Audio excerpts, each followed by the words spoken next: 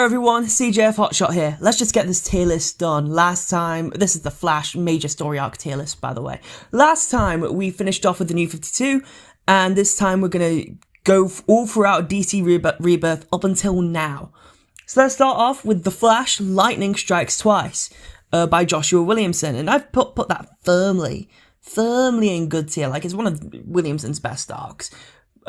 Even though there's some lacking stuff about it, like the artistic inconsistencies throughout the issues, because it's DC Rebirth and double shipping schedules. The fact that it's 8 issues, so it's like paced weirdly. However, the ultimate core themes of the story, I still dig. Godspeed actually seems like a threatening villain, and you actually get excited to see him again.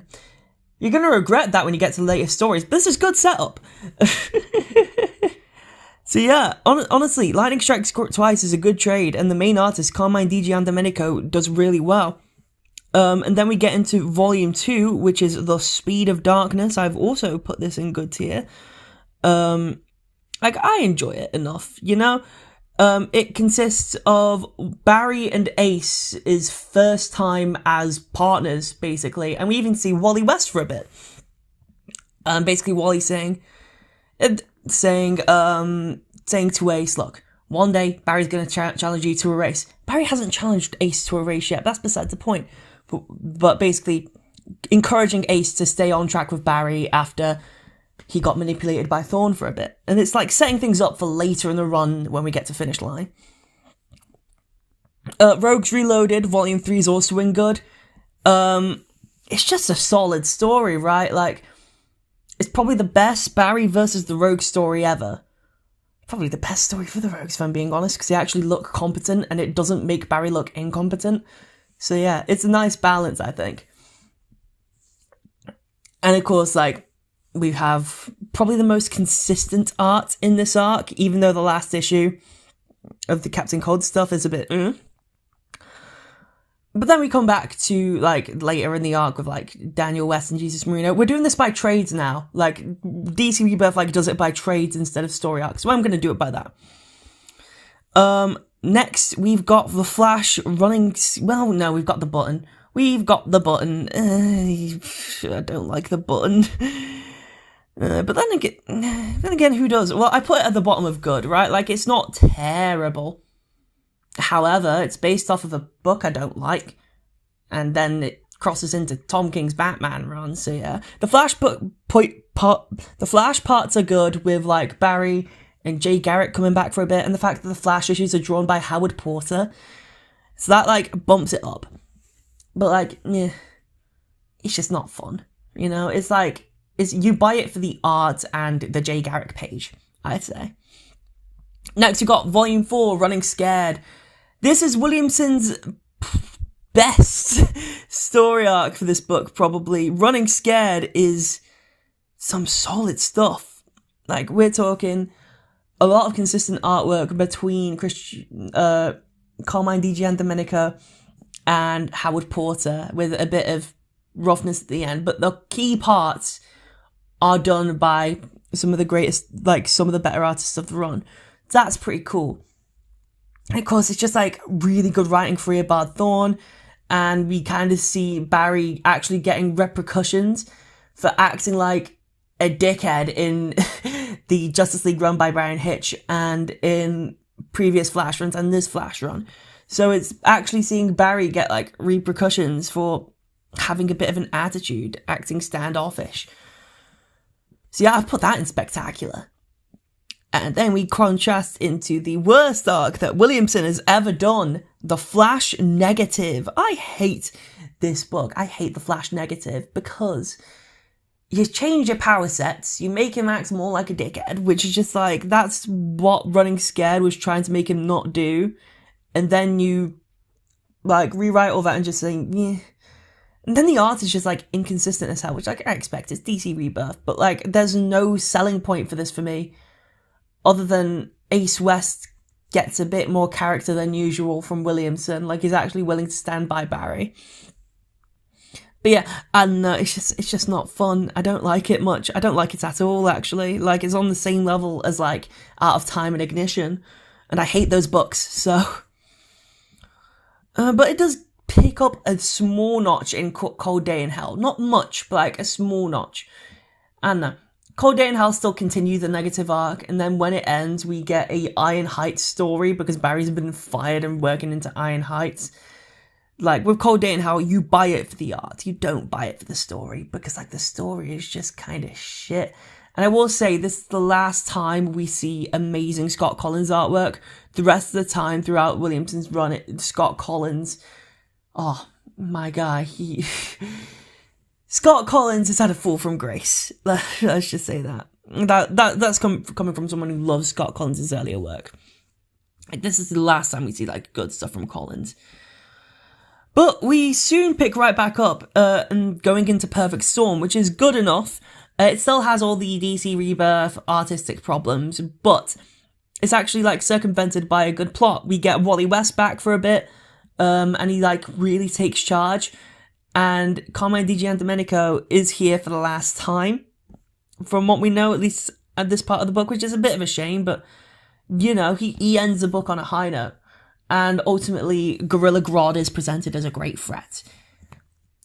Although, again, Barry acts like a dickhead, so Again, a lot of this run is just something's up with Barry, and we don't know what, right? Like, a lot, like, in the first half, it's with his personality, and then in the second half, it's with his powers. And then we get to probably one of the most popular arcs in this run, and that is the Flash War.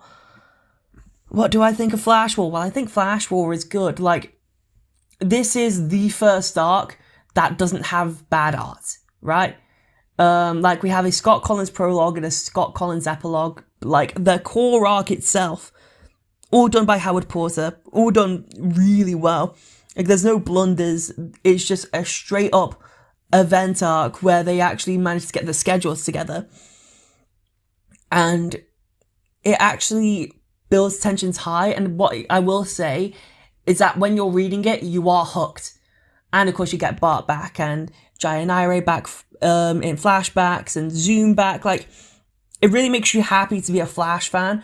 When you look at it, like, if you take the goggles off of like all these things that you do like about it, you realize, what's Barry doing?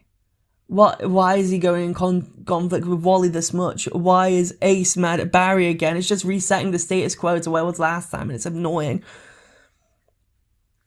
So yeah, and that was Flash War. And then we go into the biggest rut in Flash history in terms of like consistency with arcs. Because you'll see on the tier list that a lot of the arcs that are in lacking are from this part of Williamson's run. So for example, the Forces Strike Back arc, I can't remember what that was called. But like the one with the Trickster and the Strength Force, and the one with Heatwave and the Sage Force. Why? Like, they're getting the art together now, admittedly. However, oh god, you know, it's just poorly written. Like, they've changed up the Speed Force again, and yeah. Of course, it's at this point where Barry's powers slowly decline in efficiency, and you'll see this slowly as we go throughout these next few arcs. As we go from this arc into the Force Quest. Now, the Force Quest is where we officially see Rafa Sandoval for the first time, which is a great breath of fresh air from the Scott Kolins issues. Scott Kolins issues from the last arc, and I like Christian Juice, right? I like Christian Juice, but I like Rafa Sandoval. Like, Rafa Sandoval actually does things a little more consistently here, I'll say. And hey, he was on the book for like a longer arc, so yeah. But the writing is just weird. Like, I actually like Fuerza, like, as a character. I like the idea that she's just like chilling out and like holding the line for a nation. But then, I don't know, it's just something seems off with Iris and Barry, as if they are trying so hard to get back to where they were in the Bronze Age, but because this is DC Comics, they can't be married. You know? And of course, we have the big elephant in the room we don't want to talk about. Heroes in Crisis. Now, we're actually not going to talk about Heroes in Crisis. We're going to talk about The Price. The Price is good. The Price is probably the best arc from this rut. And the Price is a crossover between Batman and the Flash. However, it's all written by Williamson. Like, Tom King takes a break from Batman because he's writing the worst book in history at this point in time. So we actually see some a breath of fresh air. Bruce actually seeing Wally when Barry says hi to him, as if, oh my god, Batman actually cares about someone. What do you fucking do? We got some actual character traits. We see Batman and Barry Allen have banter, and then we see Barry Allen want to punch Batman in the face. We see Barry and Iris having relationship issues because Iris realizes this is editorial, and Wally, like, pretty much her son / younger brother. I know he's a nephew, but like, if we're talking about like dynamic, they're like thick as thieves, and Wally is seen as dead. And like, Williamson writes this really well. Like, this is probably like a high point at this point in the book, which is probably a bad thing to say because it's a crossover, and most crossovers are kind of bad. So, you know, Williamson's great with crossovers though. So, next up, we've got another book arc that's just straight up in lacking. The greatest trick of all is the Trickster book. We start off with an issue we've already covered with the Rogues profiles. I counted that in the John's part. However, I just don't like it. Like, we have Scott Collins on art, which would be great, except this is post-2017 Scott Collins.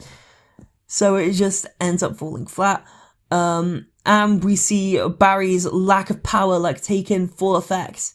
Like, he's slowing down so much that he can't, like, find...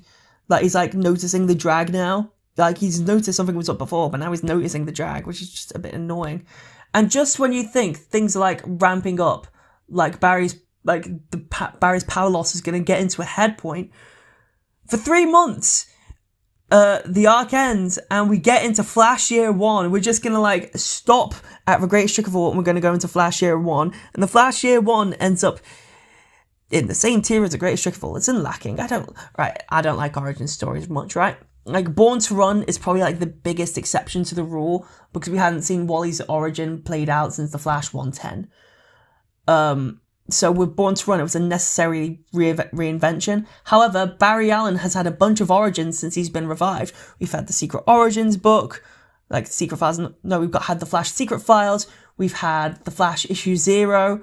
We've had the Flash Secret Origins, and we even had a small recap of it in the Flash DC Rebirth. Like, we didn't need the origin again at all. And of course, we had it in the CW shows, and it just felt unnecessary and like an excuse to, like, make the turtle seem more like a threat. It's just stupid because we don't see the turtle again. So, yeah, Flash Year 1, man. Also, this is like before, like, there's just like a lot of plot issues, like, why are we getting Future Barry instead of Jay Garrick? Why are we doing time travel this early? Like, the biggest compliment I can give it is that we get a bunch of these cool designs by Howard Porter. However, we get no, like, iconic shots with most of these designs, so it's ultimately for naught, right? So yeah, that's kind of where I stand with it, on Flash Year 1. Also, they do, like, these, like, weird, like, Watchmen, Heroes in Crisis small panels. Howard Porter's great at drawing big scenes, but not small scenes consistently. Like, he's good at big stuff. Don't make him draw, like, 9-panel grids. Like, that's probably his weakness, because he has to draw rougher. So, yeah. Like, Flash Year 1, what were they thinking? I know what they were thinking. They wanted more money. We go into Death and the Speed Force, which is only slightly better than Year 1. I wouldn't call it good at all. It's very lacking. Like, in general, like, I'm not a fan of it. But hey, we got some characterization from Ace and Avery, I guess. Fuerza is acting good, and hey, we get that. I mean, hey, we got Black Flash back. However, we have the same issues again, where Barry is acting like a douche, and like this, it feels like the whole Williamson's whole lesson for Barry in this entire run is that Barry needs to learn how to open up to people, which is great, but he should have learned that in volume 4, right? We're on volume 12 at this point, technically 13, technically 14, technically 15. It's a 15 trades we've gone through so far, and Barry still hasn't learned his lesson about trusting people. It just makes Ace mad at him. And Avery's just such a nothing character in terms of like how much she actually inputs into the book. So yeah, I don't know. It's just like she's just a second Kid Flash, even though she's called the Flash. So she's just a Flash who's treated more like Ace than Barry is, you know? Like, it's just weird. And then we get into Rogue's Reign, which is the continuation of Death in the Speed Force, where we see the Rogues, and it's just like, it's another power loss story. Death in the Speed Force was a power loss story, but at least it had redeeming qualities, right? Rogue's Reign is just, what were they thinking? You know, like, who knows? Like, making Barry's powers unstable. Like, I know this is because of Year of the Villain was going on at the time, but the fact that Barry's powers were made from dwindling to hypercharged but explosive, so he couldn't use them, it's just like, why is Williamson taking every chance to make the Flash's powers unusable in this run? And it ends with the guy from Flash Year 1, future Barry, disintegrating in front of our Barry. For some reason, right? I know it's to get into the next arc, but before we get into the next arc, there was another book coming out of this time every month. Well, the Flash was coming out every 2 months, twice a month. So we were getting 3 Flash books a month. And the arc ended up culminating into Flash Forward, which I've put in Spectacular. This is Wally West's pretty much redemption.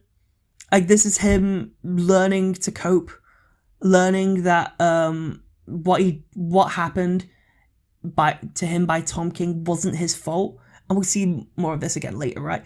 And he just needs to cope with Roy's death and the Titans, and we see Jai and Irene come back, and then we see Wally have to make the ultimate sacrifice of he can't see his family again, he can't see or visit his family again, but he can send them home. He can send Jai and Irene home. He can make sure Linda is happy whilst he discovers the universe.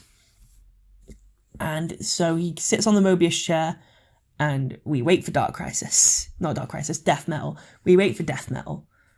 So yeah, I like Flash Forward. Like, it's Scott Lobdell's 5 minutes of fame, because it feels like this is a very Brett Booth driven Flash book, and it ends off on a solid note. Anyway, moving back to Williamson's Flash run, we get the Flash Age. Now, it starts with Flash 750, which has a bunch of like cool stories. We get a Jay Garrick story, we get a Francis Mandible story, we get a beer run with Jeff Johns, we get the epilogue of Flash Forward. Like, we have everything, but like the main event here is Flash Age. And, you know, time travel, Eobard Thawne, Flashpoint, not a fan. Not a fan, to say the least. Like, yeah, I've put it in lacking. I don't like it. I don't like it at all. So, yeah. I also think the cover of the trade's quite weird, but like Paradox, in essence, he was introduced in Flash Year 1, and Paradox just ends up looking so, like, it's just like, it feels like a parody of Flash fans, right? Because like, narrative wise, a lot of people, including me, had the opinion that it would have been better if Barry stayed dead as a martyr, and they treat the fan base as the villain of the book, and I'm not sure how I feel about that. It's very not good. And of course we have the usual artistic switch, but in this case they're all good artists: Brandon Peterson, Rafa Sandoval, Christian Duce, and Howard Porter.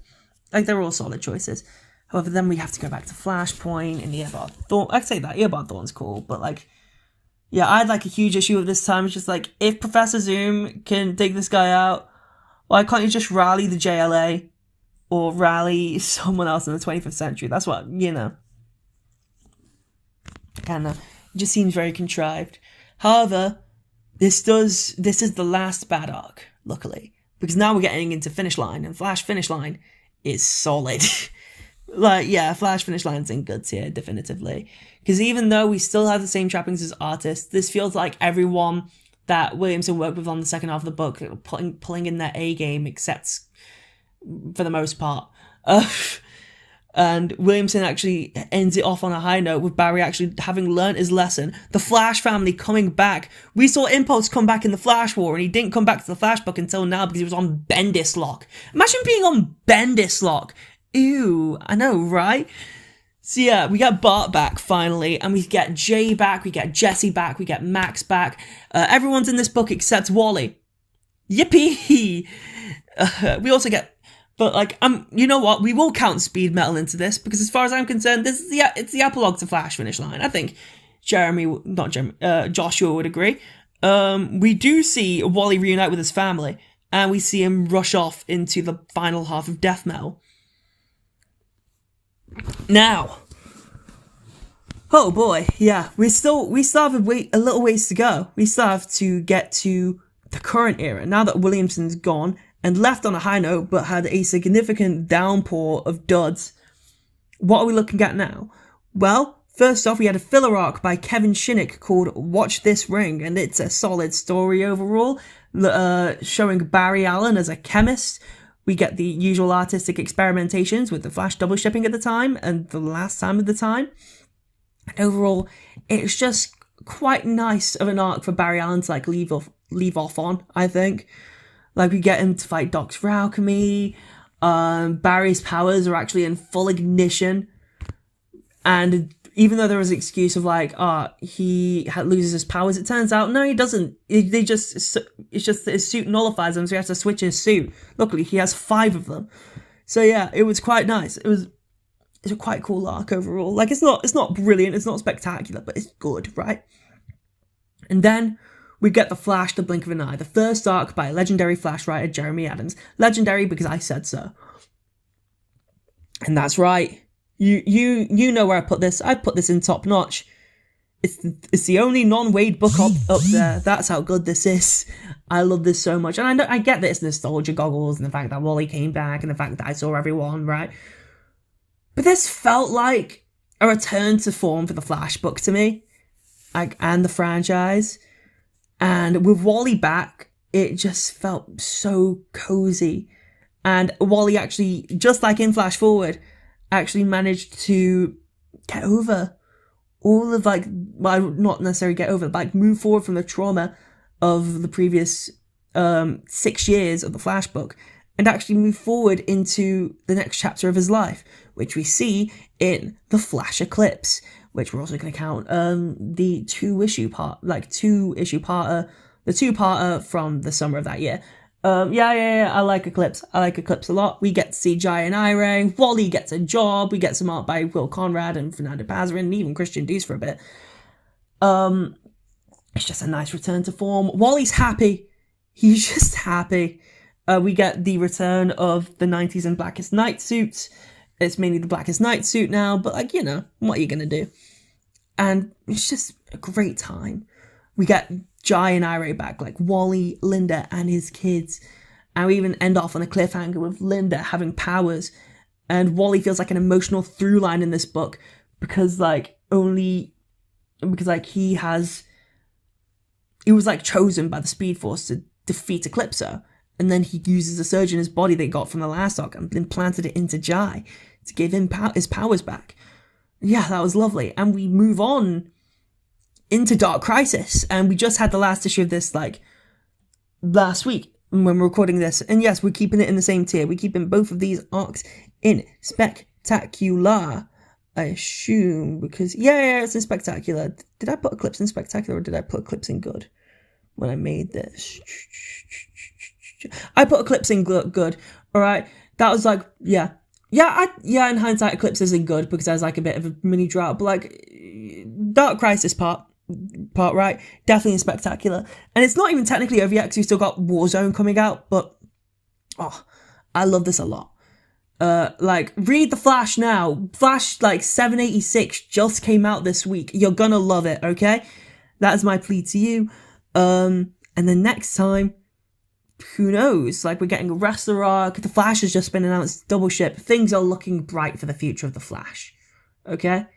And so yeah, that's pretty much all there is to say. So, now you know my ranking of all the Flash stories from Wade onwards. And I shall see you next time. Goodbye, everybody.